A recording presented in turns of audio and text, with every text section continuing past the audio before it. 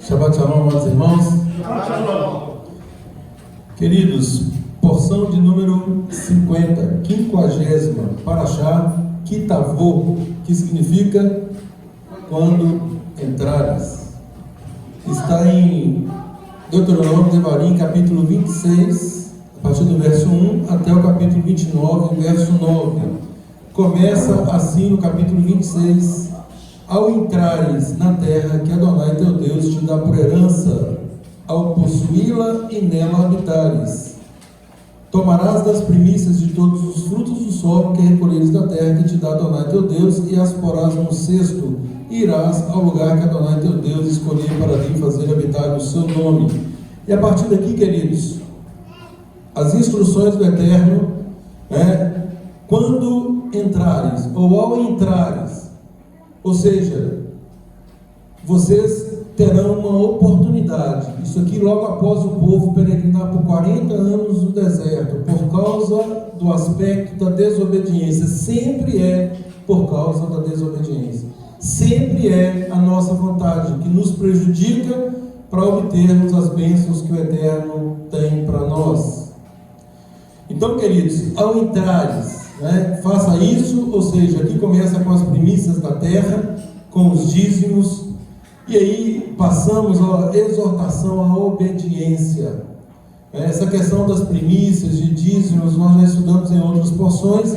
Vamos focar mais uma vez no aspecto obediência, no aspecto da aliança, no aspecto da lealdade e fidelidade nossa, obviamente, para com o Eterno.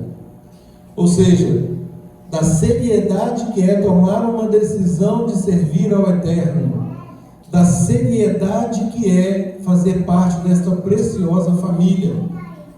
Nós temos o privilégio de, uma vez considerados oliveiras bravas, ou seja, zambujeiro, ou seja, frutos inúteis, improdutivos, estéreis, para participarmos da seiva, da raiz verdadeira, do tronco verdadeiro, da verdadeira oliveira, para que produzamos os frutos decorrentes agora da nova oliveira. Ou seja, aquela promessa, aquele pacto, aquela aliança que o Eterno fez com Abraão lá atrás, ela se consuma em Yeshua, e que por meio de Yeshua hoje todos nós estamos aqui enxertados na verdadeira oliveira. Não se trata de um segmento novo, não se trata de um segmento apartado, algo inovador, não. Nós estamos aqui num processo de techuvá, de retorno às raízes da nossa emuná, da nossa fé. Lembrando mais uma vez o conceito de emuná, que é fidelidade, confiança, lealdade. Tudo a ver com o que o Eterno coloca diante de nós nessa preciosa porção. E aí, queridos, nós no verso 16 do capítulo ainda 26, diz assim: hoje Adonai teu Deus te manda cumprir esses estatutos e juízos, guarda-os, pois, e cumpre-os de todo o teu coração e de toda a tua alma. Mais uma vez, a kavaná, a intenção, o que está por trás da nossa declaração de amor. Quando secularmente falando, e a concepção de amor que nós temos muitas vezes é apenas do amor conjugal, inicialmente, porque nós adentramos numa vida na adolescência, na vida adulta, e já queremos concretizar ali um casamento para formarmos uma família. Então nós conhecemos muito desse amor, e quando nós olhamos para esse amor, o amor da nossa vida, nós queremos fazer ali, ou declaramos isso, uma aliança perpétua, uma aliança que o Eterno estabeleceu lá no Éden, e que ele diz: até que a morte os separe. Então, essa é a aliança, esse é o compromisso que nós fazemos, e nós fazemos isso com todo o nosso coração e com toda a nossa alma. E é fácil de nós rememorarmos esse fato, e olhem que eu estou falando de algo secular. Nada obstante ser um matrimônio, uma instituição divina, isso é para cumprimento dos propósitos do Eterno aqui na terra. Só que o Eterno, para que nós consigamos cumprir esse propósito da maneira que o Eterno efetivamente requer de nós, nós precisamos de uma aliança anterior, de um compromisso anterior, ou seja, de um compromisso com Ele, de uma aliança com Ele. E aí, queridos, nós sabemos que o reino do Eterno, ele é sustentado por alianças. Esse povo somente está aqui por causa da aliança que o Eterno fez com Abraão, por causa da aliança que ele fez com Moisés, por causa da aliança que agora ele faz como nação, Israel aqui agora como uma nação. Ou seja, eu estou escolhendo vocês, né? Nação de Israel, povo de Israel. Será que o povo de Israel, a palavra, ela nos dá supedâneo seguro para nós compreendermos que de fato era um povo 100% irrepreensível na presença dele, para que ele escolhesse esse povo dentre todos os povos? A própria palavra nos responde: não, não. Aqui é por causa da fidelidade do próprio Eterno, em cumprimento àquilo que ele fez, o pacto que ele fez, a aliança que ele fez com Abraão. E o mais importante, queridos, aqui não é somente a aliança que o Eterno fez, é a reciprocidade que ele recebeu de Abraão. Ao dar uma ordem para Abraão, Abraão não titubeou, Abraão não questionou, Abraão não ficou murmurando: ah, mas eu tenho aqui não sei quem, um parente, um amigo, um vizinho, né? Como eu vou fazer? Não, Abraão, sai da sua terra, da sua parentela e vai, parta. E simplesmente ele obedeceu, mesmo sem conhecer as circunstâncias. Por que ele obedeceu? Porque ele confiou, porque ele se demonstrou leal àquele que lhe fez o convite. E é exatamente isso que o Eterno espera de nós, queridos, que nós sejamos leais ao convite dele, que nós compreendamos o que de fato é uma aliança. E nós temos lá em Jeremias 31, 33 a 34, que fala que eis que vem dias, diz Adonai, que farei uma nova aliança, ou melhor, a melhor tradução é: renovarei a minha aliança com a casa de Israel e com a casa de Judá. Ou seja, sempre repetimos isso, para que nós sejamos parte dessa aliança, nós temos que estar no conceito de casa de Israel e casa de Judá. Não tem aliança com gentio, não tem aliança com quem não quer a aliança. E a principal característica de aliança no caso do Eterno é: vocês têm a liberdade de consultar a minha vontade, vocês têm a liberdade de saberem de antemão qual é a minha vontade, está toda aqui. Vocês podem dizer sim ou vocês podem dizer não. Ou seja, é um contrato de adesão, sempre falamos isso. Nossa vida com o Eterno é um contrato de adesão, a palavra dele está aqui, ela é inegociável, imodificável, imutável. O grande problema é que muitos, inclusive aqui, muitos olham para esta palavra e dizem assim, no seu íntimo. Então, mais uma vez, aí a questão da cabanada, a intenção. Qual é a intenção verdadeira? Mas no meu íntimo eu penso assim: eu posso dar um jeitinho, eu vou fazer do meu jeito. O Eterno tem o jeito dele, mas o meu jeito, eu acho que o meu jeito é melhor. É óbvio que esse é um pensamento nécio. Nós sabemos que a vontade do Eterno é boa, perfeita e agradável, e é apenas a vontade do Eterno que tem esse status. A nossa vontade, ela é sempre viciada. Até aquilo que nós reputamos como um ato de justiça, o Eterno olha e vai lá e olha na intenção e aprofunda um pouco mais, um pouco mais, um pouco mais, um pouco mais, e chega e fala assim: isso para mim é como trapos de imundície. Ou seja, nós temos que reconhecer a nossa incapacidade pessoal de agradarmos ao Eterno.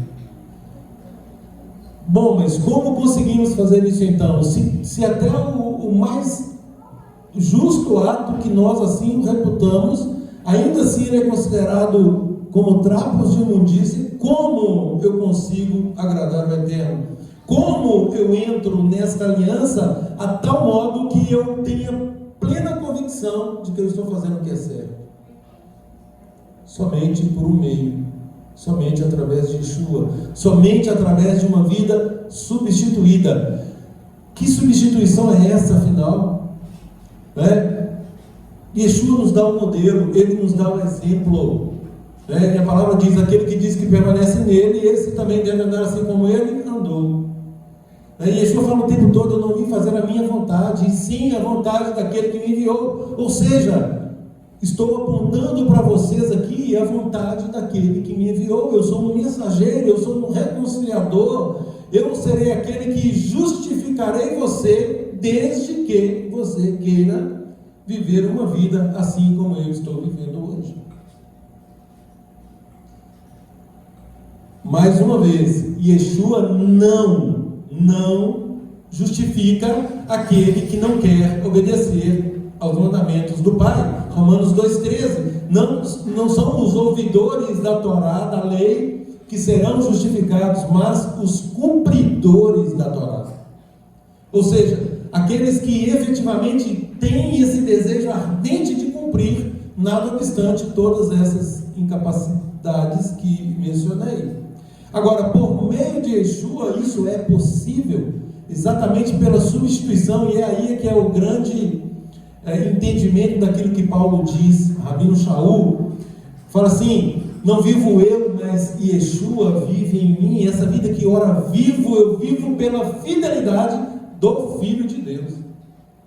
Ele sim foi fiel, ele sim renunciou à própria vontade. Naquele momento aparentemente de fraqueza, onde ele fala: Pai, se possível, passa de mim esse cálice. É muito sofrimento. Não pelo sofrimento carnal. Muitos pensam que Jesus estava ali se esquivando de uma morte no madeiro. Nada disso. Nada disso. A inquietação do coração de Yeshua seria algo que nunca tinha acontecido com ele. E que efetivamente ele estava sobremodo triste e arrasado, porque isso aconteceria. E ele jamais imaginou que ele conseguisse uma proeza dessa, qual seja, de separar-se do Pai, ainda que fosse por um pequeno momento. No momento em que, conforme Isaías 53 diz, que é lançado sobre ele todas as nossas iniquidades, ou seja, todas as nossas transgressões à Torá, naquele momento há uma ruptura, uma separação. Isaías 59:2 diz que a nossa transgressão, o nosso pecado, faz separação entre nós e o nosso Elohim, o nosso Deus. Então não há essa comunhão, não tem como ter essa comunhão. À medida que nós voluntariamente nos afastamos da vontade primitiva do Eterno, que está aqui consolidada, e nós temos advertências sérias no sentido de não acrescentarmos e nem retirarmos coisas que nós somos especialistas em fazer. Nós ouvimos algo e nós passamos para frente com uma pitadinha do nosso entendimento, tanto para mais quanto para menos. E aí a palavra nos adverte quanto a isso: nada, absolutamente nada acrescentes, e nada, absolutamente nada diminuas. E Yeshua vem e fala assim: aprendei de mim, que sou manso e humilde, e achareis descanso para as vossas almas. O que Yeshua estava comunicando? Aprendei de mim, eu estou dando para vocês a água pura. Por isso que ele diz que aquele que beber da água que eu lhe der, que água é essa? A palavra pura. sem acréscimos humanos, sem peso, sem jugo humano. Tem jugo, mas ele fala que o jugo é suave, o jugo dele é suave, e o fardo é leve. Então tem jugo e tem fardo, e nós achamos que não. O Roma nos ensinou que não tem nada disso, que não precisa de mais nada disso. Não, agora Yeshua já fez todas as coisas e nós não vamos fazer mais nada. Basta crer. Ora, basta crer. E aí alguém prega assim: aquele que crê em Yeshua será salvo, ele e a casa dele. Gente, isso é uma falácia. Isso é uma falácia. Nós sabemos que até os demônios creem e o quê? Estremecem, tremem diante da palavra do Eterno. Bom, mas eles creem, tremem, mas não obedecem. Por isso são da categoria que são. E aí muitos querem crer e ficam apenas na superficialidade do crer. Na maior abstração da palavra, eu creio. Queridos, o crer no hebraico é muito mais do que acreditar. O crer significa confiar. O crer significa adentrar nessa aliança, um compromisso de fidelidade, de lealdade. É isso que o Eterno está fazendo com o nosso povo aqui nessa porção de hoje. Ao entrares, eu estou dando para vocês agora uma nova oportunidade. Nós estávamos no deserto outro dia, e o Eterno nos resgata do deserto e diz assim para nós: ao entrares, ou seja, estou dando a oportunidade de vocês adentrarem o reino, que é a minha vontade, a minha santa vontade. Façam tudo para que vocês sejam aprovados. Por quê? Porque eu sei o que é bom para vocês. Eu estou ansioso para lhes dar tudo o que está contido aqui no capítulo 28, a partir do verso 1. Presta atenção. Se é o quê? Se é condição. Se é condição. Se você cumprir essa condição, você está aqui. Se você não cumprir, você não está aqui. Se fizermos isso aqui, isso aqui é para nós. Se não fizermos isso aqui, isso não é para nós. Adonai é o meu pastor e de nada sentirei falta. Isso é algo declarado por pessoas que se dizem crentes e por N ímpios. Agora, de quem efetivamente Adonai é pastor? Para que eu declare que ele é o meu pastor, o que o pastor faz? Ele conduz, ele exorta, ele leva a um lugar seguro, ele protege, e ele tem o maior objetivo de manter essas ovelhas a salvo. Ovelhas, cabritos não estão aqui, os rebeldes não estão aqui nesse meio. Então, não adianta, isso não é mandinga, isso não é palavras mágicas. O Senhor é meu pastor e nada me faltará. Tudo posso naquele que me fortalece. E aí começam os chavões, o quinto evangelho, a quinta mensagem, depois de Mateus, Marcos, Lucas e João, tem lá uma quinta mensagem que nós criamos só com os versículos que nos interessam. Então você pega esses versos e começa a criar uma vida em cima de versos totalmente descontextualizados e o pior, totalmente fora do compromisso da verdadeira aliança. E aí, queridos, interessante é isso, que aliança significa compromisso. E mais uma vez, tomando o exemplo do casamento, o que nós temos com o nosso cônjuge? É um compromisso de lealdade, um compromisso de amor, claro, e esse amor, no caso de marido e mulher, tem um peso ainda maior por causa da responsabilidade que nos foi atribuída a nós homens sobretudo, no sentido de mantermos a nossa esposa no caminho, de conduzirmos a nossa esposa para que ela seja aprovada, e mediante um amor que só pode vir do alto. Nós não conseguimos isso se não for do alto. Um amor sacrificial, um amor que supera todas as vicissitudes, com o objetivo de que efetivamente ela seja aprovada para Adonai. Não é para mim. Eu não quero e nem posso pretender uma esposa aprovada para mim. Agora, olha como que é a delícia da coisa, né? À medida que eu busco essa santificação para minha esposa, que eu busco essa aprovação para ela, quem primeiro usufrui disso sou eu. O Eterno me dá esse gostinho, né, de ter uma mulher santa, piedosa, temente a Ele, do meu lado.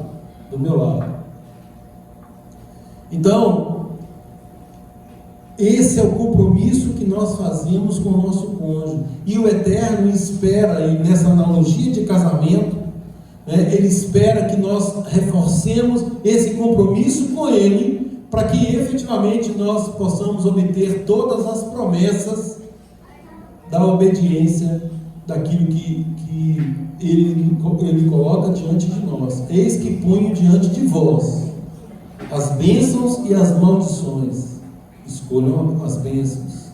Eu estou colocando diante de vocês a vida e a morte. Escolham a vida.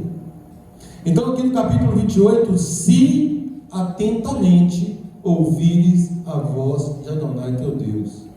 Não é ouvir de qualquer forma, queridos, é ouvir de forma atenta. Atentem. Se atentamente ouvirem a voz de Adonai teu Deus, tendo o cuidado de guardar todos os seus mandamentos que hoje te ordeno, Adonai teu Deus te exaltará sobre todas as nações da terra. A música que nós cantamos aqui.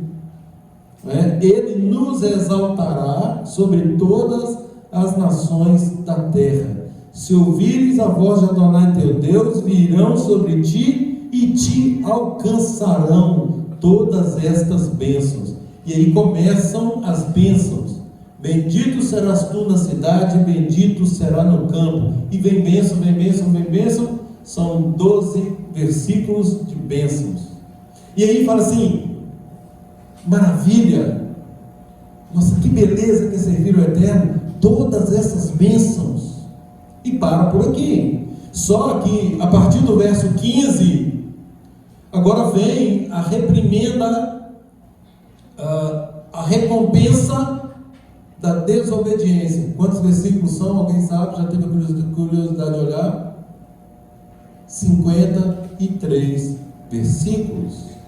Nesses 53 versículos, os estudiosos já nominaram 98 maldições.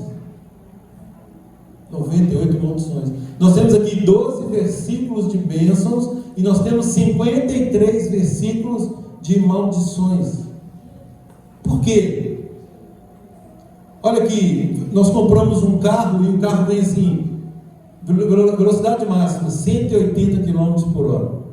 Essa é a velocidade máxima. Mas o velocímetro lá vai até 220 e nós não nos contentamos com 180. Nós queremos fazer o carro dar 220.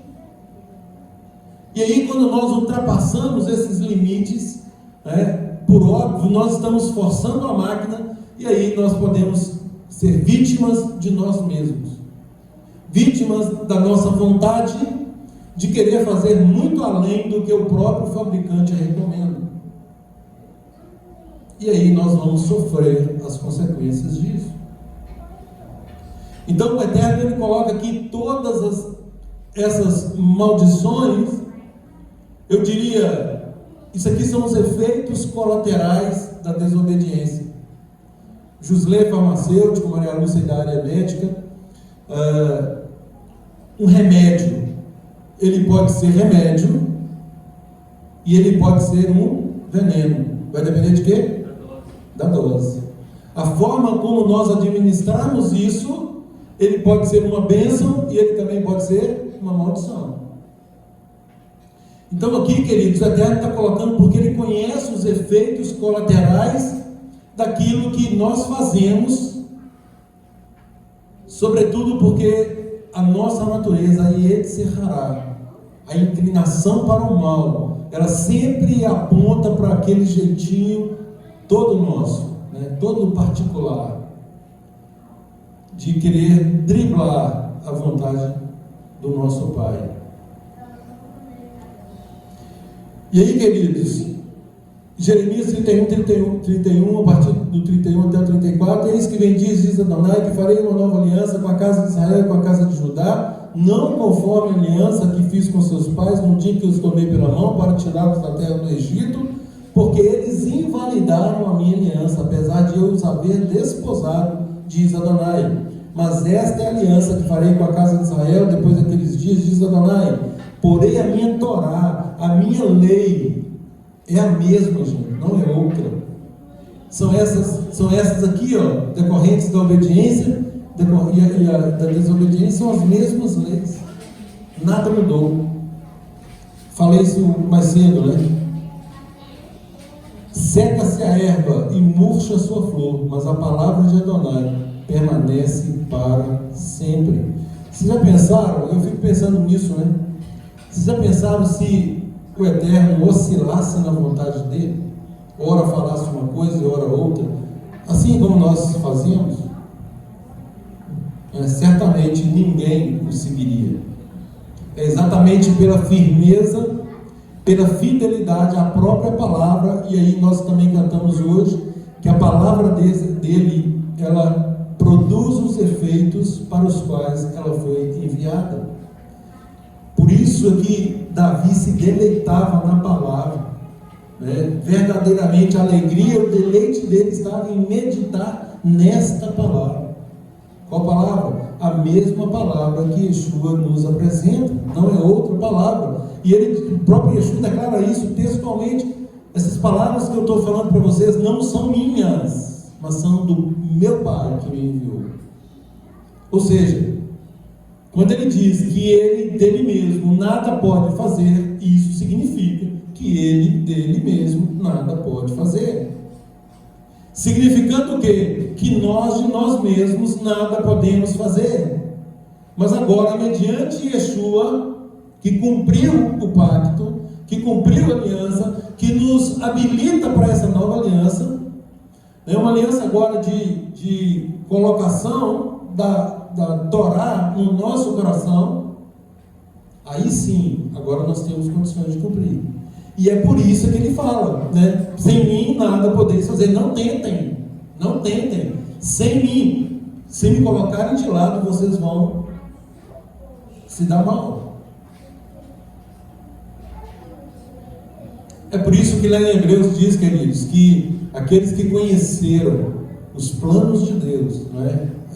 Essas alianças, a confirmação, a renovação dessa aliança, conheceu o mistério sagrado dele, contido em Yeshua, né, que experimentaram isso.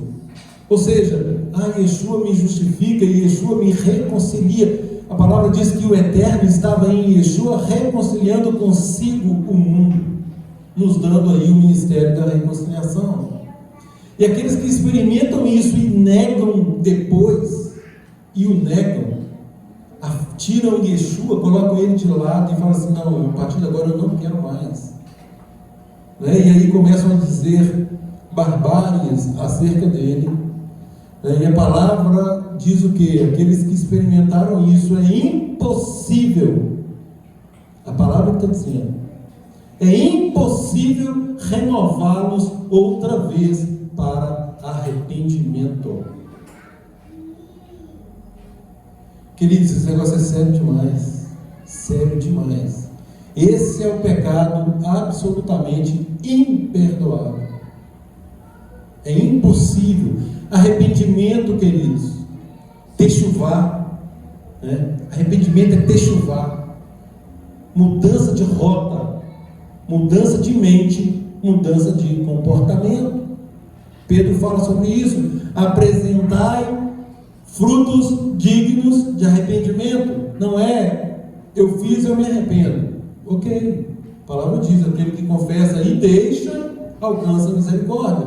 Mas eu fiz e faço de novo, e faço de novo, e faço de novo.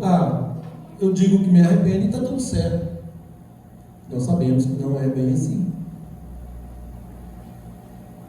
Quem faz isso de forma deliberada, a palavra diz que está calcando aos pés o sacrifício do Messias. E isso tudo, queridos, atrai maldições. Maldições. Às vezes a pessoa fala assim: mas que Deus é esse que joga maldição para o seu povo? Não, nada disso. É um Deus que nos dá liberdade de escolha. Isso é o livre-arbítrio. Vocês podem obedecer. Se vocês quiserem obedecer, vocês vão receber esses galardões aqui. Agora, podem desobedecer. Só que vocês vão colher isso aqui. E nada, queridos, do que dissermos vai mudar isso. E aí tem muitos que falam assim: não, o Eterno é amor, Ele é bondade, Ele é misericórdia, Ele fala todos os atributos, faz uma lista de 1000 atributos do Eterno como tudo de bom, e esquece o mais importante dele, que é a justiça. O mais importante do Eterno custou o sofrimento de Yeshua lá no madeiro. Senhor, se possível, aparta de mim esse abandono momentâneo. Não quero nem esse abandono, ainda que eu saiba que seja momentâneo. Essa separação. Por isso, queridos, o pecado ele tem que nos causar essa tristeza, porque Isaías 59:2 fala que isso nos desconecta com o Pai. Desconecta. Não adianta o pastor A e B falar que não é bem assim, que não, que ele é amor e tal, e ele vai te perdoar. Perdoa, claro que perdoa, desde que haja o arrependimento sincero, conforme o verso que eu já mencionei. Aquele que confessa e deixa. Não é confessar e confessar e confessar. É frutos dignos de arrependimento, não é arrependimento e mais arrependimento e mais arrependimento. Apresentem frutos dignos. Se eu me arrependi, eu estou mudando de rota. Eu estou indo para Ipatinga, eu recebo percebo que eu estou na rota errada, não adianta, eu tenho que voltar a fazer outro caminho. Senão eu não vou conseguir chegar lá.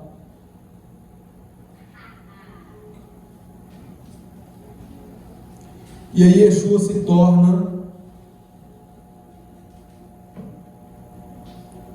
o mediador, alguém que medeia, que faz a ponte. Por isso é aquele rasgo do véu lá de cima a baixo. Ele é o caminho que nos reconecta com o Pai. Ele é o caminho, ele é o mediador. Mediador da aliança renovada. Essa renovação de aliança. Eu estava meditando essa semana, queridos, naquele verso que fala assim, e aí eu confesso que esse verso sempre mexeu muito comigo, aquele que te bater na face direita, dele também a outra. Eu tremo só de pensar num negócio desse, alguém fazendo isso comigo, e como que eu vou cumprir esse mandamento, E aí eu pensando, me veio o seguinte: nós temos que superar essas coisas. Ou seja, o mal que alguém está me fazendo não pode me parar. Você quer me bater? Então faça, ok, bata aqui também. Mas isso não é para que eu fique estagnado, é porque eu estou pronto a prosseguir rumo ao alvo. Eu tenho um alvo, é o que Neemias fez. Estou fazendo uma grande obra, não tem Tobias e Sanbalat que vai me tirar do propósito. Não vem querer me atrasar, não, é mais ou menos isso. Aí eu compreendi exatamente isso. Pensei, gente, é precioso demais. Ou seja, a pessoa está querendo me obrigar a andar uma milha, eu vou 2, vou 4, vou 5, mas eu estou indo, meu amigo, você vai ficar para trás. Ele não vai conseguir me acompanhar. Pode me obrigar no início, mas não vai me acompanhar mais. Ou seja, eu sei a quem eu estou servindo. Então, quando nós compreendemos isso, qual que é a intenção dessas coisas, aí, puxa vida, por que eu não peguei esse negócio antes? Não é porque eu fico sofrendo com isso. Eu fico imaginando alguém chegando e me dando um tapa na cara. E qual que é a reação de um servo de Deus frente a um episódio desse? E aí eu confesso que meu sangue ferve mesmo só de pensar nisso. Então, se nós não tivermos o domínio próprio que o Ruach HaKodesh, que o Espírito do Santo nos dá, nós vamos agir de acordo com o impulso natural da nossa vontade. Só que aí Yeshua nos dá o bingo do negócio, né? Olha aqui, para vocês vencerem, ignorem essas coisas, não percam tempo, vocês estão fazendo uma grande obra. A obra é preciosa demais para isso. Isso é um estratagema do inimigo para parar em vocês. Então, queridos, foquemos naquilo que interessa, foquemos na vontade do Eterno manifestada por meio das santas instruções dele. Ontem à noite, enquanto meditava na Parashá, nessa porção de hoje, eu confesso que eu fiquei extremamente preocupado. E até falei com a Maria Lúcia, falei assim, querida, nós temos que ter muito cuidado, porque se o Eterno nos entregar a nós mesmos, nós estamos fritos. Ou seja, cuidemos de retomar esse caminho, cuidemos de analisarmos as condições desse pacto, dessa aliança. Ao entrares, vocês querem entrar no reino? Isso aqui é um teste, isso aqui é só um teste. E só entrarão no reino, no Olam Rabá, no milênio com Yeshua e no mundo vindouro, aqueles que vencerem. E Yeshua deixa isso muito claro: ao vencedor, a este eu darei a coroa da vida. Ou seja, não são todos. E nós sabemos, por meio das profecias, da triste estatística de 1/3. Ou seja, em cada 3, 2 se perdem, apenas um segue firme. Então, queridos, estamos fazendo uma grande obra. Tobias e Sambalate não podem nos parar. Estamos vivendo hoje uma vida substituída por meio daquele que efetivamente assinou o contrato, o compromisso por nós, e por meio dessa assinatura, ele é o nosso procurador, é o mediador. Por meio dessa assinatura, com sangue dele, ele nos proporciona entrarmos nessa preciosa família, obviamente para obedecermos à vontade do Eterno e não a nossa.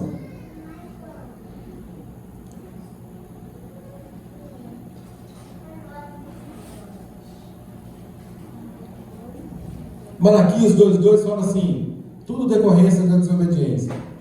Se não ouvirdes e não propuserdes no vosso coração dar honra ao meu nome, olha o Eterno usando aqui Malaquias para falar com o povo. Gente, é lindo demais a história, porque nessa aliança, que nós já temos a convicção absoluta da fidelidade do Eterno.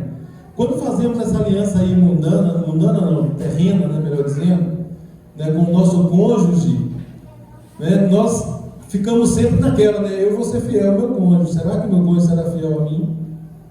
Nós não ficamos assim? Natural, ficamos assim. Só que nessa aliança nós não precisamos nos preocupar com a outra parte. A outra parte, ela é absolutamente fiel. Então fica muito mais fácil. Se a pessoa, nós entramos num casamento que nós sabemos que o nosso cônjuge nunca irá nos trair, nunca fará nada de mal para nós, muito pelo contrário, só nos fará o bem. Olha que delícia, esse é o compromisso com o Eterno, essa é a aliança com o Eterno. Por quê? Porque Ele é fiel, Ele nos garante assim, que aconteça o que acontecer, eu não mudo. Em mim vocês não vão encontrar sombra ou variação de mudança. Lindo demais esse negócio.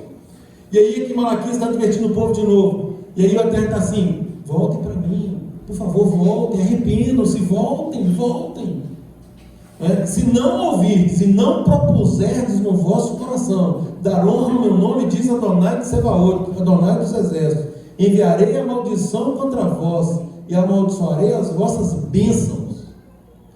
E já as tenho amaldiçoado, porque vós não pondes isso no vosso coração. Ou seja, até aquilo que é bênção será amaldiçoado, por conta da recalcitrância, da rebelião do nosso coração, da vontade de continuarmos fazendo a nossa própria vontade. E aí a Shuvim fala assim: aqui, aquele que não negar a si mesmo está fora. Negar a si mesmo, sim, negar essa vontade que quer sempre fazer da vontade própria. Vocês sabem, vocês querem saber a vontade do meu Pai? A vontade do meu Pai está aqui, ó. Eu apresento ela para vocês límpida, com clareza solar. Cumpram essa vontade. É isso. Exatamente. Eu falava com o irmão essa semana: andar no Espírito é andar na dependência de Adonai. O que é andar no Espírito? Andar na dependência de Adonai. Eu não estou fazendo aquilo que eu quero fazer. Eu queria estar em casa hoje dormindo. Não, mas qual é a vontade de Adonai? Santa convocação, eu estou aqui. Eu queria fazer isso. Não, o Eterno me manda fazer isso. Então, buscar essa vontade e praticar essa vontade. Isso é andar no Espírito. Se nós andarmos no Espírito, a palavra nos garante o quê? Que jamais satisfaremos as concupiscências da nossa carne. Em Espírito e verdade. Então, queridos, são os códigos que nós temos que acessar e que Yeshua escancarou para nós. Yeshua deixou isso de forma muito clara para nós. Agora, me preocupa porque eu falei: não é possível, como que eu não vi isso antes? Senhor, abre os olhos de todos, para que todos vejam, para que todos estejam imbuídos da mesma intenção, da mesma kavaná, para que sejamos de fato uma família, um corpo. E aí o Eterno nos dá esse conceito de membros de um corpo, onde tem um cabeça perfeito nos governando. Agora, como que esse cabeça é perfeito e coordena membros tão desajustados? Mas é porque ele fala que nós temos que nos ajustar. E nós só vamos conseguir essa adequação e cumprimento dos propósitos dentro do corpo quando fizermos esses ajustes. Senão seremos apenas membros soltos, sacola de membros, que não integra efetivamente esse pacto, essa aliança. Então, do mesmo jeito que aí a pessoa fala assim: mas é muito simples, eu não quero essas maldições sobre mim. Tudo bem, não vai ter as bênçãos também. Só que as pessoas querem as bênçãos. Não, as bênçãos elas querem e declaram isso o tempo todo. Só que aí afasta aquilo que não convém a elas. E é exatamente o que a palavra diz, que nos últimos dias as pessoas se cercarão de líderes, de mestres, que vão dizer para elas aquilo que elas querem ouvir e não aquilo que elas precisam ouvir. E o que todos nós precisamos ouvir? A palavra aqui, queridos, ela é para mim. Primeiro ela é para mim. Se não servir para ninguém, tem que servir para mim. Então eu tenho que buscar me adequar Eu tenho que olhar para essa preciosa aliança imutável por meio de Yeshua e querer permanecer nela. Declarar isso com os meus lábios, né? Declarar isso mediante os meus atos, né? E declarar isso mediante o meu compromisso com o Eterno primeiro e com o corpo de Yeshua. Porque para nós, Yeshua nos dá uma ordem de edificação. Nós temos um compromisso de nos edificarmos mutuamente. E aí é que mora o desgaste do negócio, né? Porque é desgastante, né? Eu olho para o irmão e, puxa vida, eu vou ter que falar com o irmão que não está certo. Vocês olham para mim e vocês têm que a obrigação de falar comigo, não, isso não está certo. Isso faz parte dos ajustes do corpo, do relar, de relacionar, né, de ajustar, de conformar a imagem de Yeshua, né, até que todos cheguemos à unidade da Emuná, né, ao pleno conhecimento de Yeshua, a sermos varões perfeitos, pessoas perfeitas, à medida da estatura da plenitude de Yeshua. Olha o alvo, esse é o alvo. É um alvo sobremodo elevado, mas que o próprio Eterno nos capacita a chegar lá. Eu já estou finalizando. Lamentações de Jeremias, capítulo 2, verso 17, diz assim: fez Adonai o que intentou, cumpriu a sua palavra, que ordenou desde os dias da antiguidade, derrubou e não se apiedou, fez com que o inimigo se alegrasse por tua causa, exaltou o poder dos teus adversários. Ou seja, punição pela desobediência deliberada. Queridos, nós estamos aqui nesse episódio, o povo está entrando, né? Quando entrados, eles estão entrando na promessa. Nós olhamos para os estudos anteriores, né, para tudo que a palavra nos apresenta. Assim, eles foram testemunhas de grandes feitos, atuação comprovada do Eterno no meio deles, ali a olhos vistos, e ainda assim, né, se mantiveram com o coração duro. O coração duro, e o Eterno várias vezes chama esse povo de coração duro, nos chama de coração duro. Por isso que a circuncisão do coração, ela é muito mais importante do que a circuncisão da carne. Não invalida a circuncisão da carne, mas a circuncisão do coração, que está na Torá, não está na Brit Hadashah. A Brit Hadashah fala dela, mas a circuncisão do coração está expressa na Torá, né? Circuncidar o nosso coração é tirar qualquer impedimento no nosso interior, que ainda nos afasta do Deus vivo, nos afasta de vivermos essa plenitude que Yeshua nos apresenta, para nos impedir de obtermos essas bênçãos. Então, queridos, quando nós olhamos para o plano de Deus, né, e daquilo que o nosso adversário faz, fica muito fácil de compreender. A atuação dele é para nos afastar dessas bênçãos, afastar de um relacionamento santo, puro, afastar de um relacionamento que só vai nos trazer alegria, felicidade, a verdadeira felicidade. Isso o inimigo não quer, o nosso inimigo. Ele faz de tudo para que nós consigamos as desculpas necessárias para desobedecermos, para nos mantermos infiéis nesse compromisso que aparentemente assumimos.